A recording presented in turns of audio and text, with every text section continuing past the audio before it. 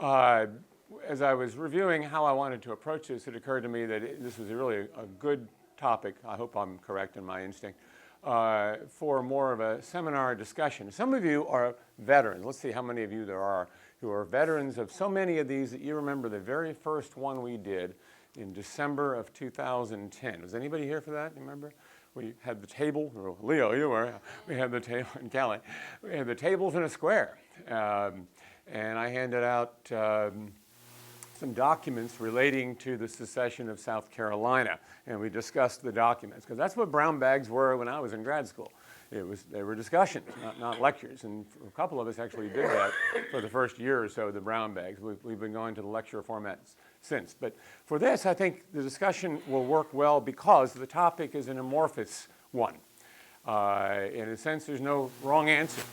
And what I want to be doing today is to collectively try to solve a problem about the history of the Civil War. And as you know, these are sesquicentennial brown bags. So May 1865 is our focus. And I felt even better about it last week, because last Friday, as you know, was May 8th, the 70th anniversary of VE Day, Victory in Europe, the day in which authorities who had, officers who had some authority for the German government signed some papers that ended the war in Europe on May 8th, 1945. Very clear, definitive end of the war.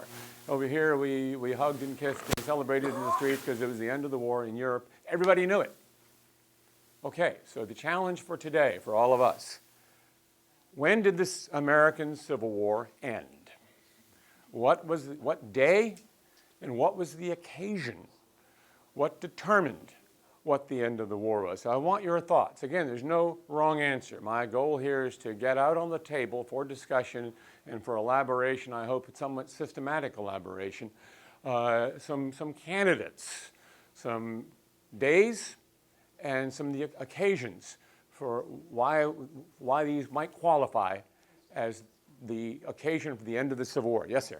I wasn't aware that it ended. You're not aware that it ended. So the answer is, and I wish, you know, for a while we had a blackboard, and it got moved from this room to this room to that room to the back storage room, and I was the only person who ever hauled it out and used it.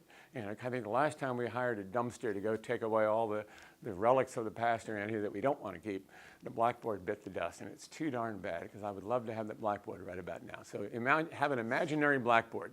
So answer number one, the war didn't end. On what basis do you say that? The pressure's on. Yeah, you had to open your big mouth, and I'm going to stand close to you so that you can pick up on the mic. I think that some of the issues that the Civil War was fought about are still going on, for one thing. Okay.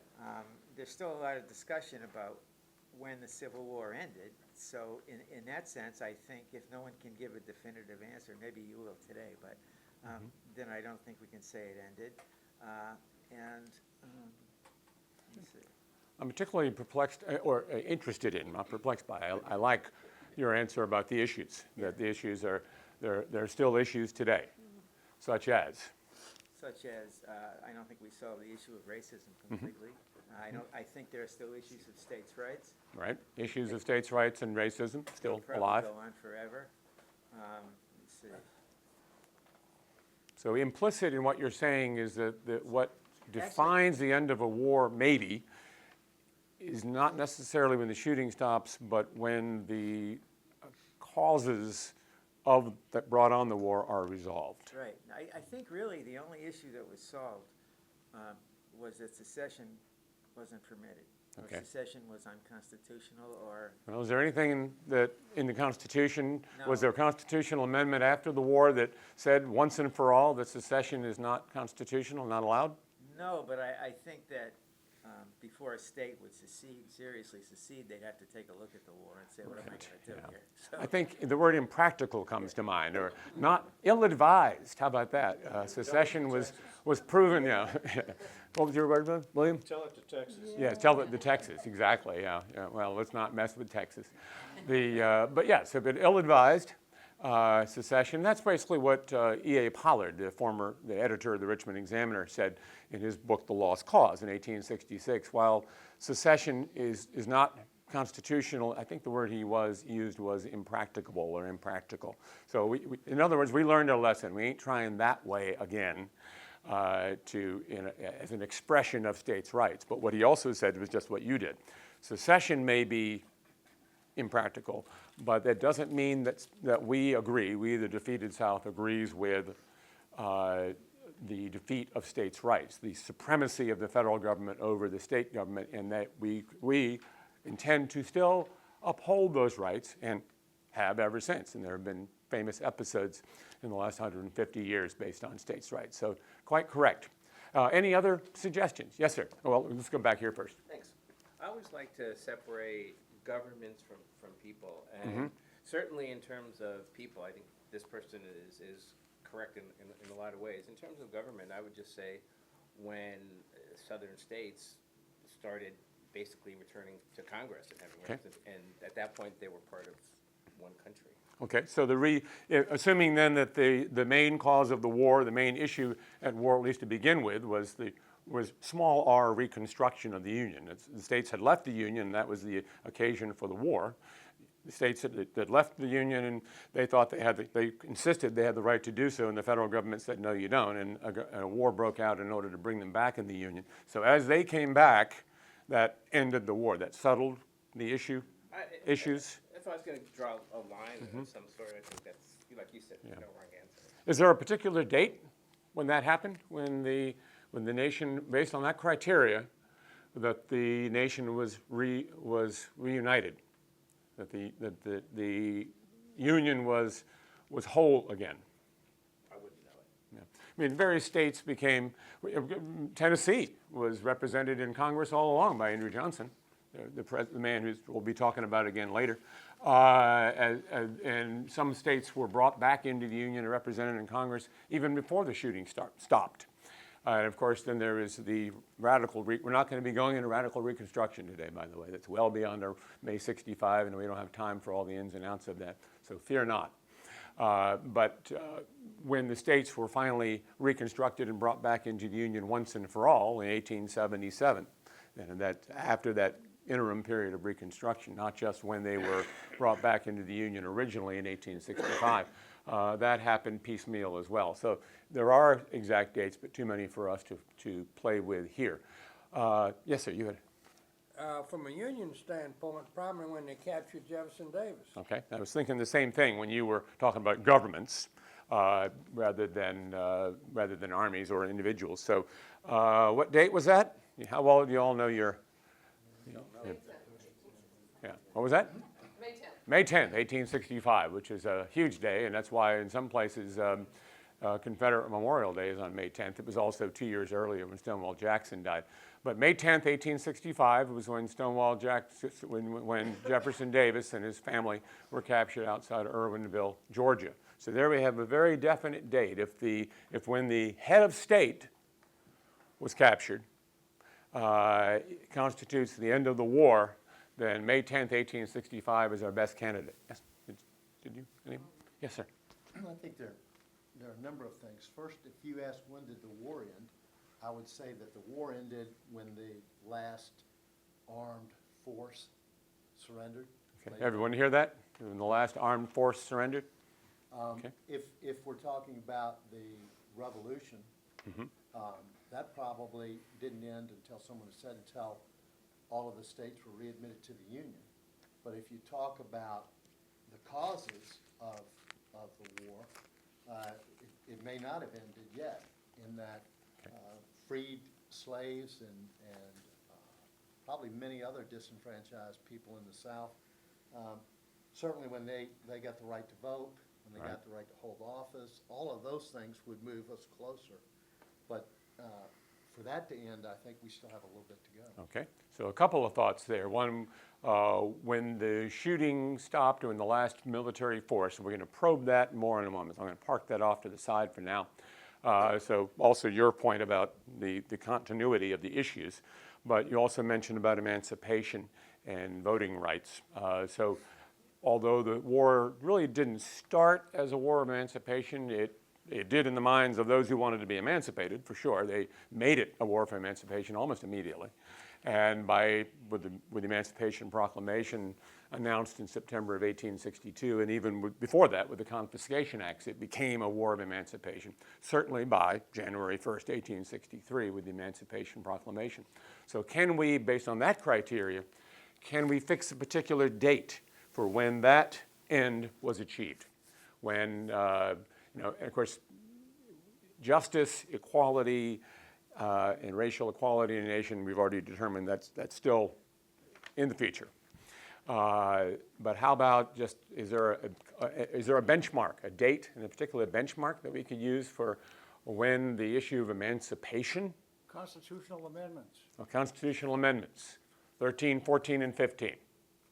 So 13th Amendment that ended slavery and involuntary servitude in this country, ratified in December of 1865, I think it was, December 28th, or late in December of 1865.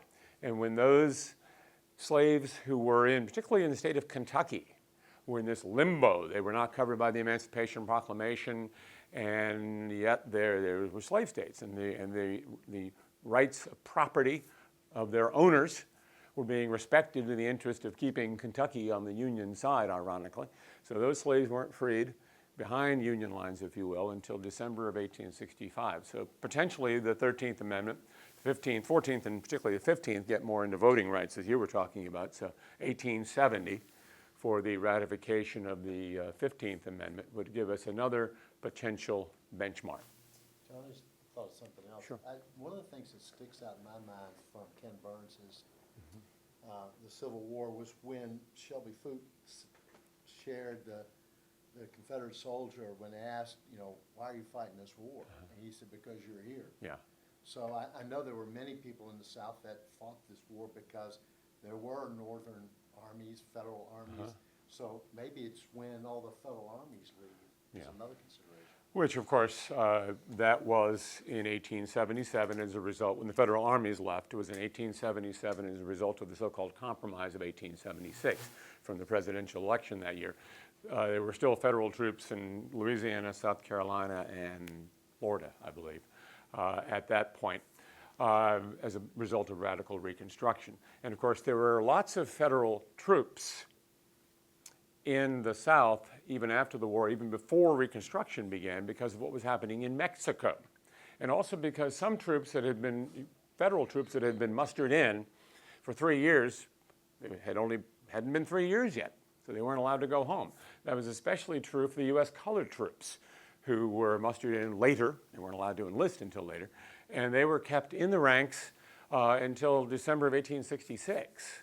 Many of them, mostly on the Texas-Mexican border, to watch out after the potential threat from the French interference in Mexico. So when troops mustered out is an issue, then from the federal perspective, then it's late 1866, when those who were raised for the war, not just those who were in the U.S. Army, were finally allowed to go home. If that's not, I'm kind of spinning what you said into a different direction. How about when the last Confederate went home? When was that? When did the last soldier, if demobilization, of course on an individual basis, the war ended when I get home safely. That's when the war ends for me. I don't care when they signed the surrender, it's when I get home and when I'm allowed to go home. And when was that? Is there a particular date on which all the soldiers were allowed to go home? When was Davis released from prison at Fort Monroe? Almost exactly 2 years after he was captured was when Davis was released in May of 1867. And then late 1869, when the case was essentially, or in late December or early January 69, when the case against him was quashed and he was free to go. He knew he would not be prosecuted. But a lot of Confederate soldiers were still in prison. Ironically, if you were captured at Sailor's Creek on April 6, 1865, you were sent to prison camp. If you managed to get past Sailor's Creek to Appomattox, you were released more or less upon getting your parole the next couple of days. By the 12th of April, you were released. If you were captured at Sailor's Creek at the battle, you likely didn't get home until late June. You weren't released from prison until late June 1865, after these surrenders. But let's go back to what you said about when the shooting stopped. because that is that's germane to May of 1865. You have on the screen here, and I have bunches of slides in case you all weren't willing to talk, but happily you are.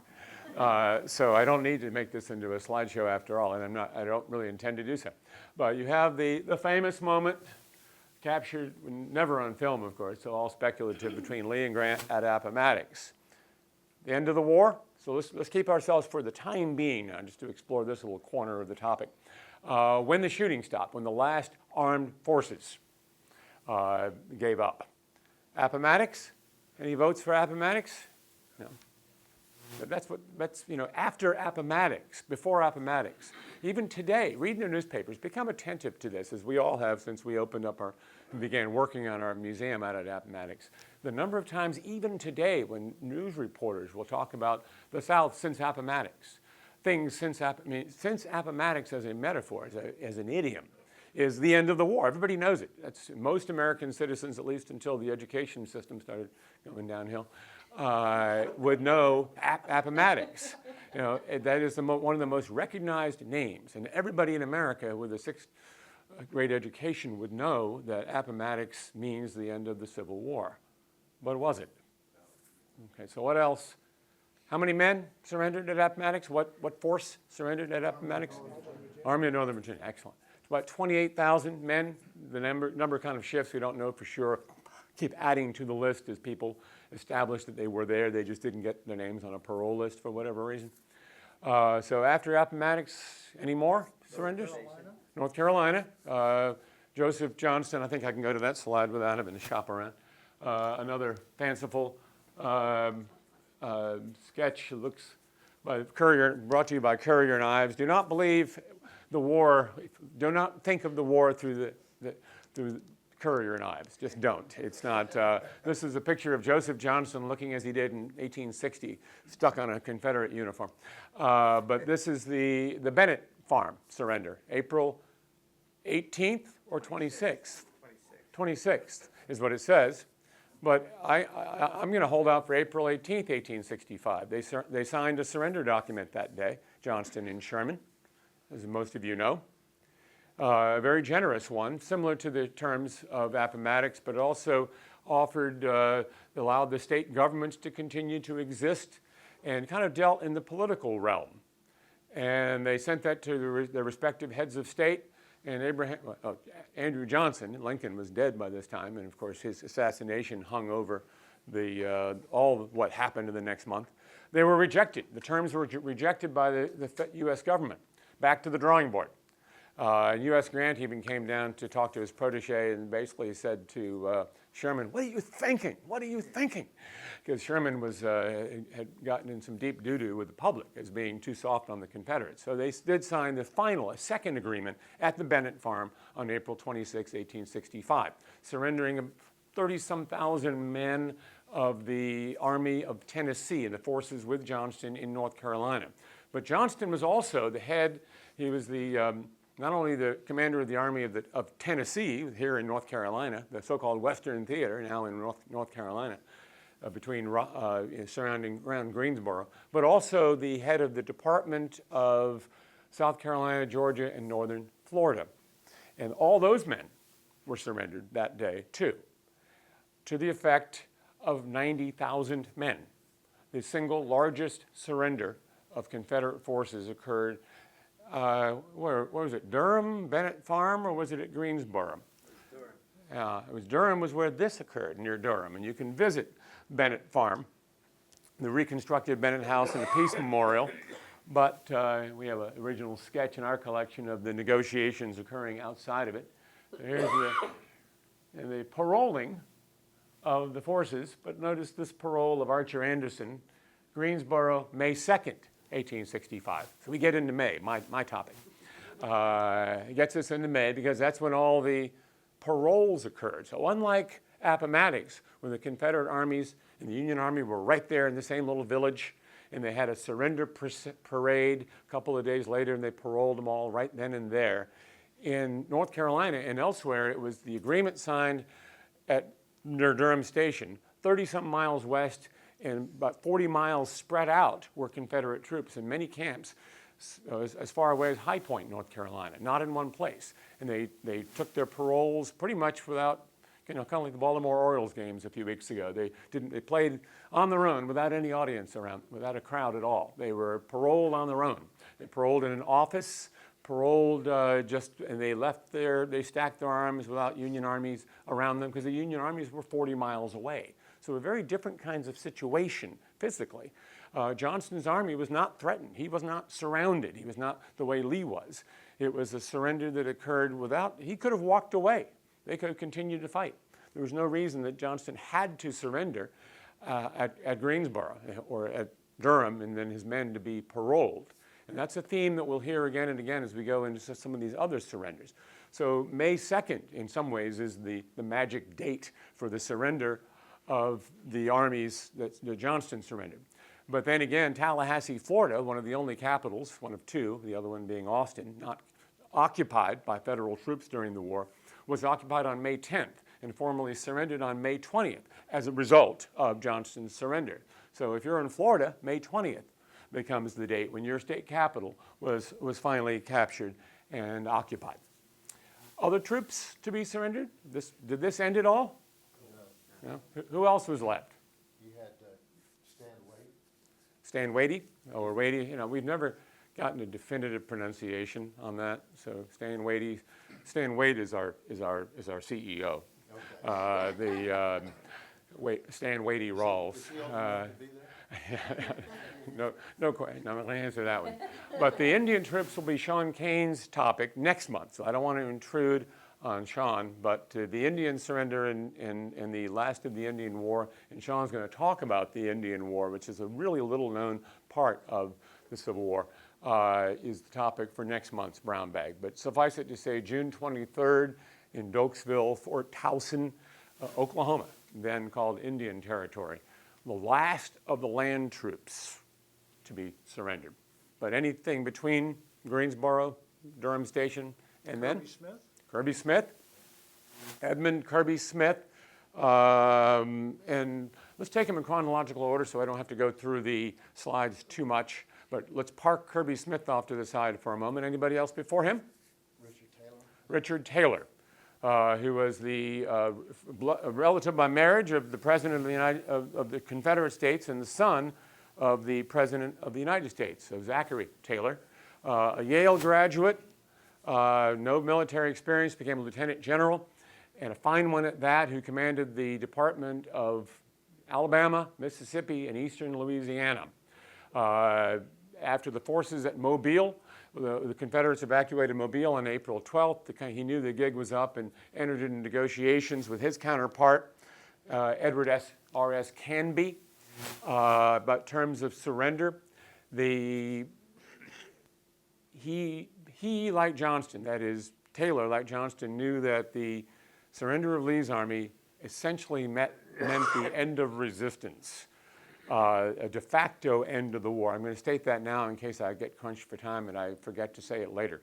That is also a repeated theme of this whole month of 1865, of May and April of 1865, was the impact, the domino impact of the surrender of Lee's army. Taylor had a good-sized department and a lot of forces around Meridian, Mississippi, and Demopolis, Alabama, and the forces north, laid out on the Mobile and Ohio Railroad, north of Mobile. But he knew that resistance was futile, and he wanted to see what kind of terms he could get from Canby. So they negotiated a settlement at a little house called the McGee House on the 24th of April, 1865. But after the rejection of the terms of Sherman and Johnston, they said, well, we better do this again. So they got back together. That's April 24th. I don't think I'm right on that. I think it was later in April. But on May 1st, they learned that the terms had been rejected. They got back together under an oak tree, the only outdoor surrender, for those of you keeping score, in Citronelle, Alabama, and negotiated the terms of surrender, very similar, again, to the terms of Lee and Grant at Appomattox. And then the paroling began a couple of days later. Again, these Confederate forces are not in one little village. They're all over the map. You'll see it when you get your magazine, by the way, which has just gone out, and you'll see a long article by me with a lot of these things in there. including this horribly printed. I didn't do this. This is not my usual bad scanning job. This is the way it looks. But the terms of capitulation, and here is a rare example of a meridian, or is it meridian here? Parole. The soldiers got their, Meridian, Mississippi on the 11th day of May, and another one in Mobile on the 22nd day of May. These paroles of the Department of Alabama, Mississippi, Eastern Louisiana, several tens of thousands of them that occurred that were all over. It depends on where the troops were. They weren't all in one little village like Appomattox. They occurred all over, and they're very rare, these paroles, by the way. And the number was somewhere, the Meridian, there were 11,849 men total of Taylor's army. About 40,000 men were paroled. And another thing about the template here, with all these surrenders, the commanders issued farewell addresses. I'll read you some. I'll try to husband my time wisely and read you some that will surprise you, because we're all familiar with General Orders Number 9, Lee's farewell address. After 4 years of arduous service, marked by unsurpassed fortitude, and complimenting the men, I surrendered through no lack of faith in you, but to avoid more useless bloodshed, which would be to no end, but to lose lives. Thank you, go home, be citizens, you've been wonderful. The show's over. That's the tenor of most of these farewell addresses. For Johnston, the same thing. We have a manuscript copy that you'll find in your museum magazine for those of you who are members. And a wonderful, very similar message, as did Dabney Maury, the commander from Virginia who commanded troops in Mobile. These nice, friendly, thank you for your service, go home, be good citizens. You've been loyal soldiers. But that's not always the case. So let's go back to Kirby Smith. Edmund Kirby Smith, who commanded what became known later as Kirby Smithdom. The Trans-Mississippi, cut off after the capture of Vicksburg and Port Hudson in July of 1863. Essentially autonomous command of the Trans-Mississippi Department of the Confederacy, run essentially by the generals along with the governors in tandem. They had to be more or less quasi-independent. When they learned that the armies east of the Mississippi had surrendered, it became something of a problem. They could continue the fight. They knew that Jefferson Davis was heading in their direction. They had heard that through the grapevine that he was trying to make it out to the Trans-Mississippi to continue the war. So while Smith himself said, I'd like to surrender, he felt honor-bound to keep up the fight. His subordinates insisted on it. His men did not. What are we doing? Why are we continuing the fight? Why should we? So there was a lot of discontent, putting it mildly. And this is the kind of thing you never read about in the Lost Cause treatments of the Civil War. The number of men who deserted en masse, who looted warehouses, who mutinied for all intents and purposes against Confederate authority. You can't hold us here. Come on. Everybody knows the war is over. Lee surrendered? Forget it. Johnson surrendered, Taylor surrendered. As one domino after the other fell, the men in the Trans-Mississippi wondered why they were being held to service. Some rumors were that Kirby Smith was ready to surrender. Another part of the rumor mill was that Kirby Smith was going to take his army deep into Texas and continue the fight. A lot of men wrote their families saying, I may not see you for a while because God knows where we're going, but we seem to be the ones who are going to keep up the fight. And a lot of them, as I say, rebelled. General Churchill's division of Arkansans mutinied, according to a letter in our collection. That from Shreveport became so dangerous that Kirby Smith took his headquarters to Houston. And because most of the Louisianians who were in Shreveport, the headquarters of that department, just left. So the majority of this army was gone before, on May 26th, a proxy, General Simon Bolivar Buckner, whom you know for best as the man who had the misfortune to have to surrender to Grant at Fort Donelson 3 years before, negotiated a surrender at a hotel in New Orleans with ERS Canby once again. And then they came back and reported to Kirby Smith, who decided, sure, sounds like a good idea. And he did on a ship, the Fort Jackson, in Galveston Harbor on June 2nd, 1865. So May 26th or June 2nd will be the date that the Trans-Mississippi Department was surrendered. The total number of men surrendered was 58,650 in that surrender at either New Orleans or Galveston. But very few of those men were with the ranks. Those were just the men who were basically on paper, 10,000 maybe, who were there to receive their paroles. And at a similar kinds of surrender in Arkansas, an isolated division in Arkansas surrendered at a place called Chalk Bluff, Arkansas. They were surrendered by their commander, Jeff Thompson, in May 9th or May 11th, 1865, and then received their paroles in the following weeks, going into June 5th at Jacksonport, Arkansas. And both there and at Kirby Smith and Galveston, their commanders gave them farewell addresses, but of a very different kind than we're used to from General Orders Number 9 and R.E. Lee. So here's an excerpt of the published farewell order from Kirby Smith to his troops given in Houston on May 30th, 1865. I believed God would give us yet the victory. I reached here to find the Texas troops disbanded and hastening to their homes. They had forsaken their colors and their commanders and had abandoned the cause for which they were struggling and appropriated the public property to their personal use. Soldiers, I am left a commander without an army, a general without troops. You have made your choice. It was unwise and patriotic, but it is final. I pray you may not live to regret it. The enemy will now possess your country and dictate his own laws. He then advised the men to be obedient to authority, and may God in his mercy direct you aright and heal the wound of your distracted country. He basically chastised them, no worse than Jeff Thompson did when he really read them the riot act, addressing them directly in the streets of Jacksonport, telling them, be good citizens, and then those of you who have been good, hones and you have been good, and brave soldiers have nothing to fear. But I warn those of you who have been nothing but sneaking, cowardly jayhawkers, cutthroats, and thieves, that a just retribution awaits you, and I hope to God that the federal authorities will hang you wherever and whenever they find you, and they'll do it sure. How's that for a farewell address to his troops?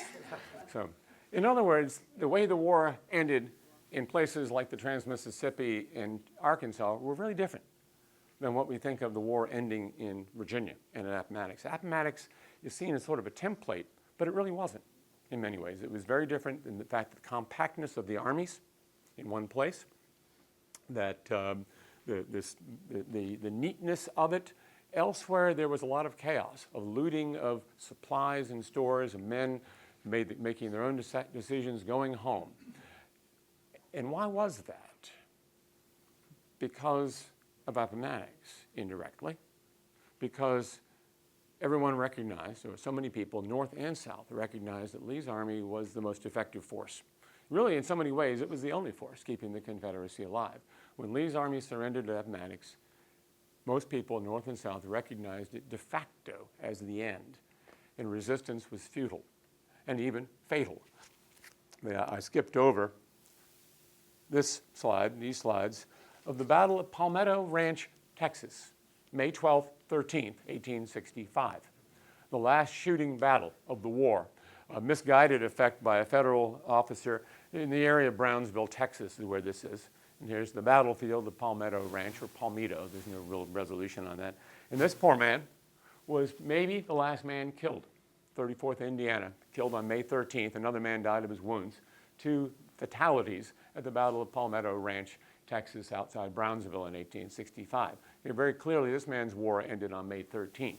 But aside from this ill-advised fight, most of the commanders tried to avoid combat after Appomattox and tried to get good terms for their men, recognizing that without Lee in the field, it was useless.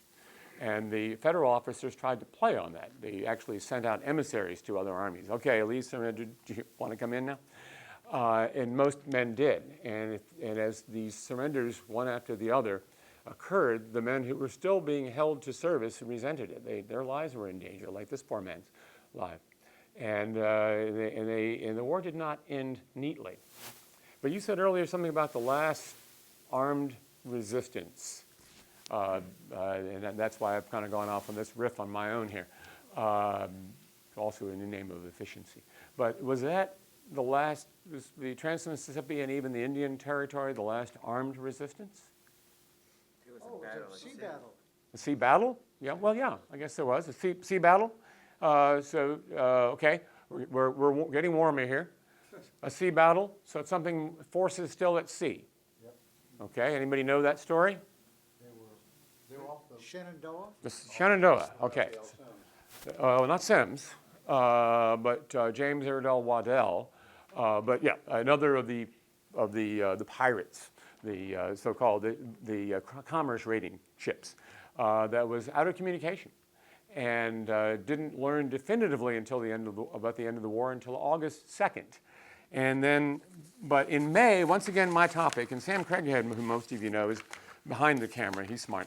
But Sam will be doing a program on the Shenandoah in November, is when that will occur. On the last, and did I not bring my copy? I may not have brought my copy just as well. Maybe I did. Yes, I did. On May 27th and May 28th, that's my purview, Sam. I'm allowed to do May, even though I'm going to yield November to you, and you'll have to come back in November to see why November is the date when Sam Craighead is doing his brown bag program on the CSS Shenandoah. But on May 27th and 28th, the Shenandoah contacted the ships that were her quarry, what she was going after in the Arctic Circle, the whaling fleet. And they ran across a ship called the Abigail on May 27th, and shouldn't have much on board except liquor, unfortunately, which the men got into, the men of the Shenandoah got into and got drunk and disorderly. But they burned the Abigail on May 28th, 1865. And then a month later, 2 months after Appomattox, is when the Shenandoah really ran into the ships that she had been going to try to take on, still unaware that the war ended. But the Shenandoah will leave the full story of the Shenandoah for another date. So if the resistance of any legally constituted, if you will, armed forces of the Confederacy is your criteria, then the answer is November of 1865, as you will find out later. Please, sir. Yes? Yes, I have a question about citizenship. Mhm. It was my understanding that the general officers had to reapply for American citizenship, and at the time of Lee's death, they had not received his application for citizenship, and that wasn't recognized until the presidency of Gerald Ford. Is that right? I can answer that. You remind me of something that I'll need to get to in a moment to make sure that okay. I wrap up some loose ends here. So citizenship, officers, yes, as the most part, if you had taken, and this is what this is. On May 29th, still May, 1865, Andrew Johnson issued a proclamation of amnesty. The idea was to get this whole thing over with quickly, to restore citizenship for those who hadn't taken the oath, but particularly for civilian officers, to restore citizenship. It was still part of the Lincoln and Andrew Johnson plan to let them up easy, as Lincoln was famously quoted for saying. Let's not draw this out. Let's not execute the leaders. Let's not execute the soldiers. Let's not hold and try to completely remake. We're not extracting too much out of our wayward brothers and sisters. Let's make it easy for them to be good American citizens once again. So the proclamation of May 29th, 1865 followed earlier proclamations trying to make it easy to reconstitute state governments. 10% is all we ask, 10% of loyal citizens. All we ask to be able to get back into the Union. That's, you can imagine the Barker. All we ask is 10%. So the same thing with the proclamation. Blanket amnesty, except unless you took an oath to the federal government as an officer of the federal government at one point, no, not so easy for you. There was about 11 exempted classes of men who could not simply say, you would not get the blanket automatic restoration of citizenship rights. They had to apply for pardons to the president, and they did so. A lot of them did so. And this is what the proclamation looks like. We have quite a few of them in our collection that were issued over the next couple of years. And there's a list of all the men and women. We have one for Kitty Hill, who were given these rights.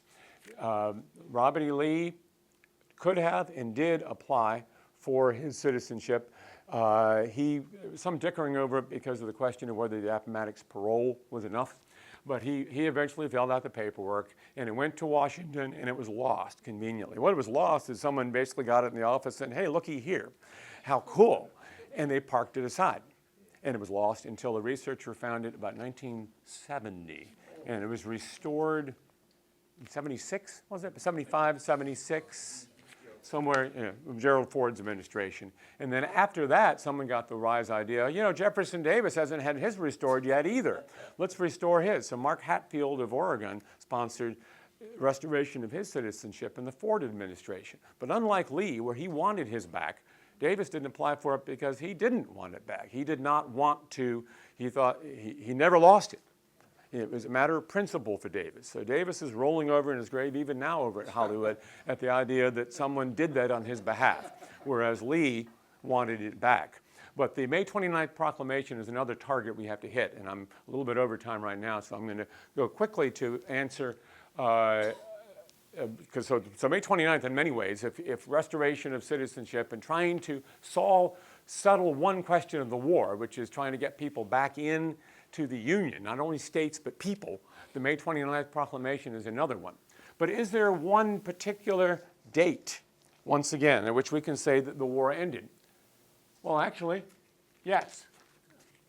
I'm going to give it to you in pieces. It's a 3-page long document. You'll find this in the official record, Series 3, Volume 5. A proclamation by Andrew Johnson. Long whereas, about recognizing that we, the federal government, recognize that these states are in rebellion against the constituted authority. There were 2 of them issued. One for all the states except Texas, and then Texas has to be on its own for a second one a few months later for Texas. Well, all the whereases about how these states had left the Union, all the acts that were done, and that then therefore had to be undone. So they were these wayward states. They were in insurrection. The U.S. government did all these things in order to bring them back into the Union. Took all these measures and war measures that we knew were going to be temporary to bring them back into the Union eventually. And now it's time to undo these war measures. And this was finally signed. The earlier proclamation, done at the city of Washington this 20th day of August in the year of our Lord, 1866, was when the federal government declared that the rebellion was over. Once and for all, the rebellion was over. August 20th, 1866. There's your date, the closest thing. And this came up in part because of a claim of a citizen, I think an African-American citizen, who put in a claim against the federal government for burning his cotton in 1868. And according to this proclamation, it was something about a 2-year window of opportunity to have claims against the government.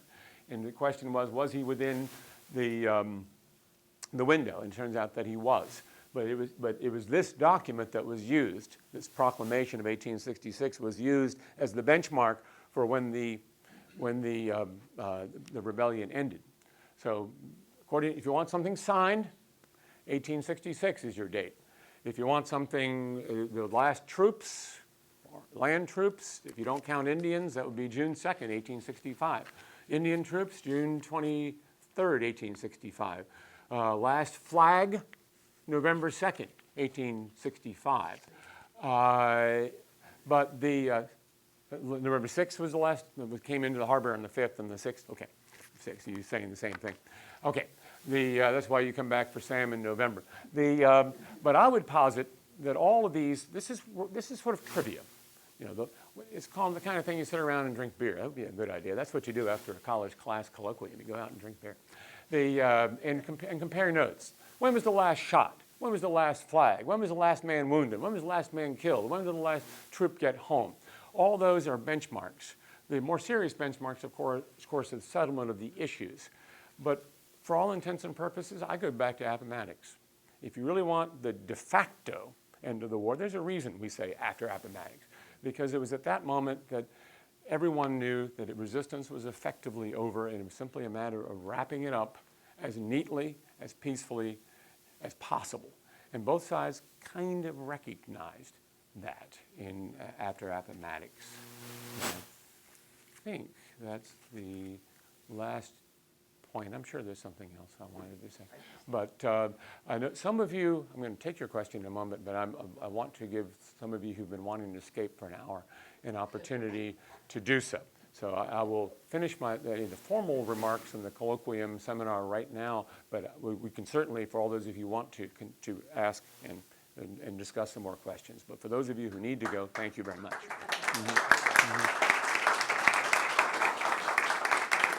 And let me recommend a book to you. Bert Dunkerley, whom many of you know, Robert Dunkerley, a book about the wrapping up the war called To the Bitter End. He's a park ranger formerly at Appomattox, now at Richmond. And this came out just last couple of weeks. We did a book signing out at Appomattox. We have it in our store. But it's a wonderful overview, illustrated overview of the wrapping up of the war. And I cribbed notes from it liberally in preparation for my program. So, One question. please. The last naval battle was November 18. Well, not a battle, but the last flag, the last naval, November 6, 65. There's a very rich story, but when it finally lowered its flag and handed it over to another constituted authority, shall I say, June 27th, 8th, or whatever was the last time it attacked a vessel? Yeah, so late June 28th was when the Shenandoah did her deadly work in the Bering Sea. So the last time a shot was fired in anger, perhaps, or a warning shot fired in anger by a naval vessel was probably the 28th of June, 1865, by the Shenandoah. Okay? Thank you very much. Certainly. And you, sir? Good question. I was just wondering, for purposes of being considered a veteran of that Uh-huh. war, was that the day that, so if you were in the Army or the Navy before that day, were you considered a veteran? 'Cause know they I did imagine that. that's probably true, yes. I imagine that probably is, because all those troops that were still, I imagine it was probably till later in the year, because some of the U.S. colored troops were until, I think, December 66. And let me see, I was getting that wrong. Consult the magazine coming near you. I had some inconsistency. Some of them that lasted not until December 67 was when the last of the U.S. colored troops were mustered out. Most before the end of 1866. So all those men who were mustered in as volunteer troops for the rebellion, I think it's when they were discharged would be the date.